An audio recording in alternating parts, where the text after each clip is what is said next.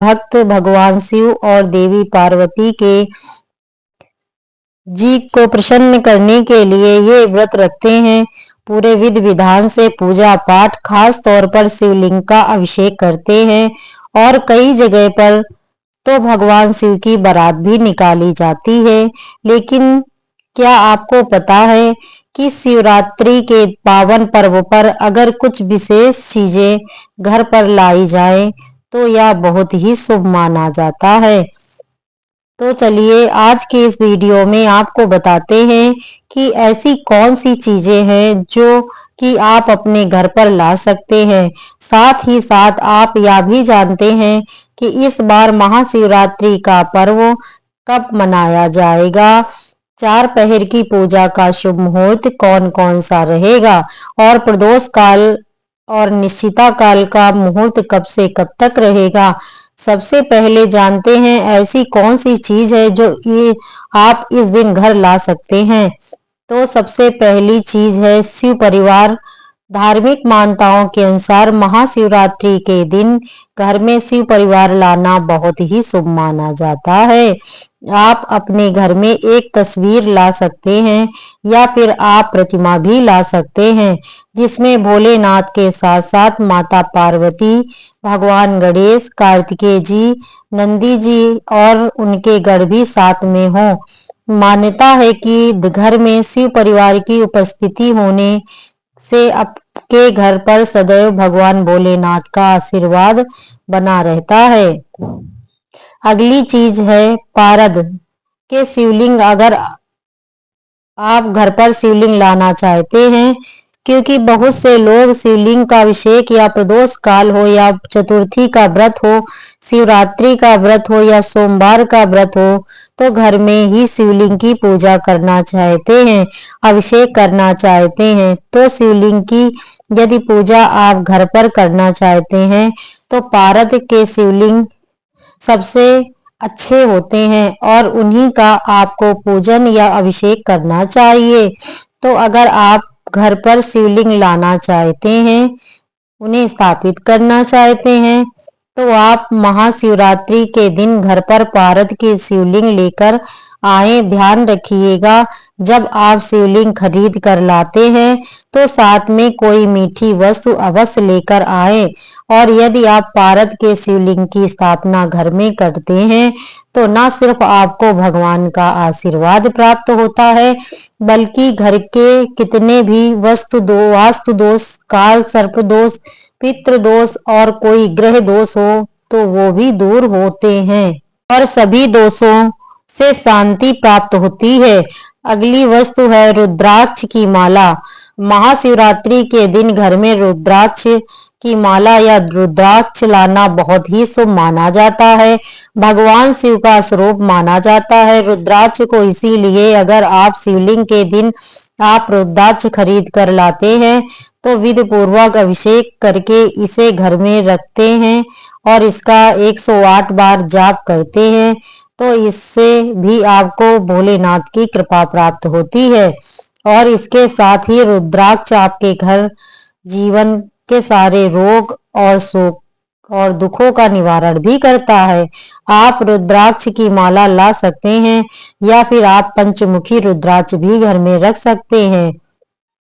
और इस बार महाशिवरात्रि के शुभ मुहूर्त के बारे में, इस बार फाल्गुन कृष्ण चतुर्थी तिथि प्रारंभ होगी 26 फरवरी बुधवार को सुबह 11:09 से और चतुर्थी तिथि समाप्त होगी 27 फरवरी दिन गुरुवार को सुबह 8:54 पर।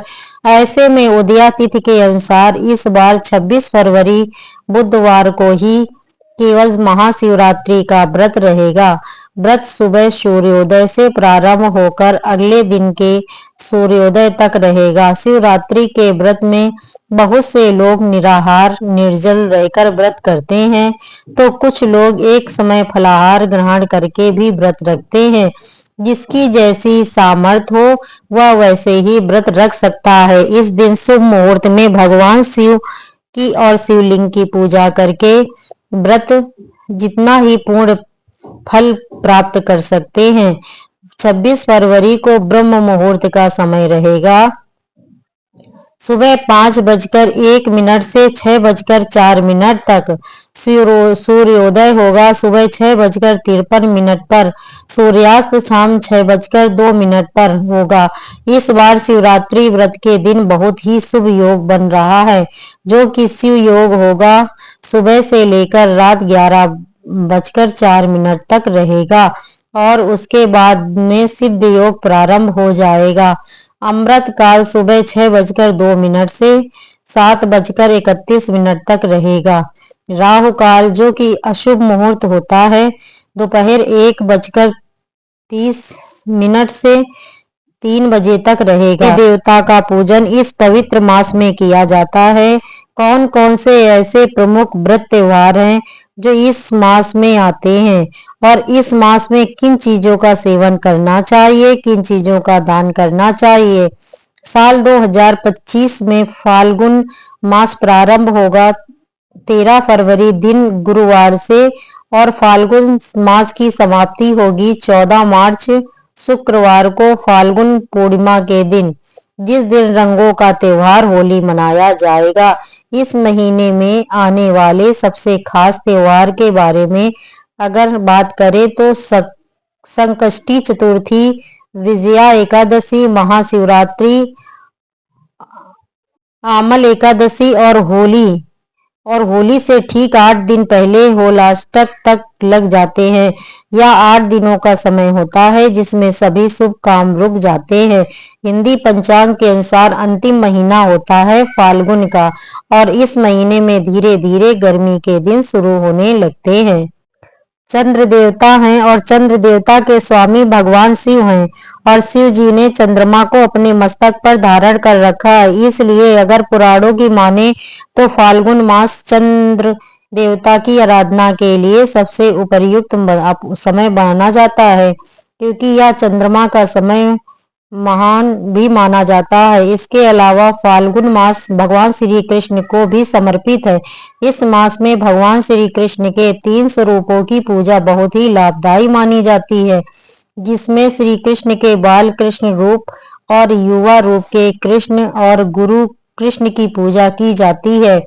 बाल कृष्ण रूप की पूजा संतान प्राप्ति के लिए, युवा स्वरूप कृष्ण का पूजन दाम्पत्य जीवन मधुर बनाने के लिए और गुरु रूप कृष्ण का पूजन मोक्ष और वैराग्य पाने के लिए सभी को करना चाहिए। फाल्गुन शुक्ल अष्टमी को महालक्ष्मी जी और माँ सीता जी की पूजा का विधि विधान है। इस मास में अपने खान पान और दिनचर्या में बदलाव करना बहुत ही खास माना जाता है, क्योंकि इस मास में भोजन में अनाज का प्रयोग कम और मौसमी फलों का सेवन अधिक करने की मान्यता है। इस मौसम में गर्म जल को छोड़कर शीतल जल से स्नान करना उत्तम होता है।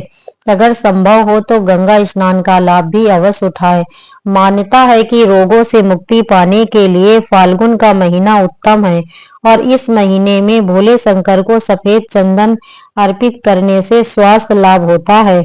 चाहे तो आप हर दिन की पूजा में अर्पित कर सकते हैं या जो बहुत ही खास, जो भगवान शिव को ही समर्पित दिन होते हैं या कोई खास पूजा पाठ के दिन होते हैं, उनमें भगवान शिव का या शिवलिंग का चंदन से कर सकते हैं। दूसरा, माँ लक्ष्मी जी की पूजा करने से आर्थिक तंगी से छुटकारा मिलता है और पूर्णिमा के दिन देवी देवताओं को अबीर गुलाल अर्पित करने से भी जीवन के सारे कष्ट दूर हो जाते हैं। फाल्गुन मास में दान का अधिक महत्व है और इस महीने